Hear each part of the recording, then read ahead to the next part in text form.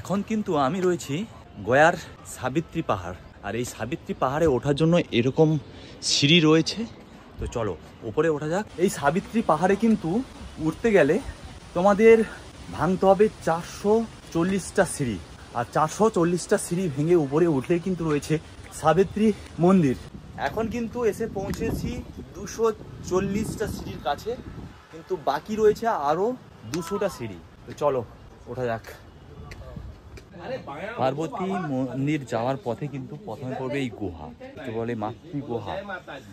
আর এই মাতৃ গুহা পেরিয়ে কিন্তু উপরে যেতে হবে পার্বতী মাতার মন্দির। এখন কিন্তু আমি রয়েছি পার্বতী মন্দিরের পেছনে।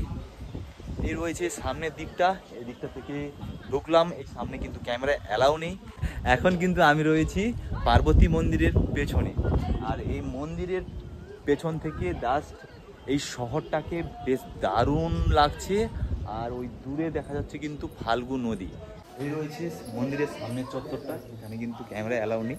অনেকে কিন্তু এখানে পুজো দিচ্ছে।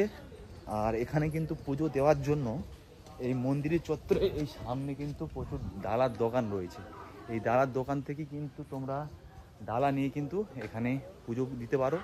এই রয়েছে গয়ার একটা অন্যতম জায়গা, যেটা হচ্ছে পার্বতী মন্দির।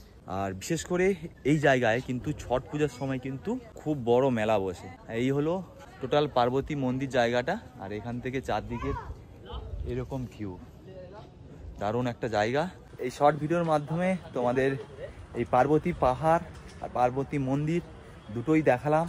অবশ্যই কমেন্ট করে জানিও ভিডিওটি কেমন হয়েছে। দেখা হচ্ছে খুব শীঘ্রই পরের কোনো ভিডিওতে। ততক্ষণ সবাই ভালো থেকো, সুস্থ থেকো।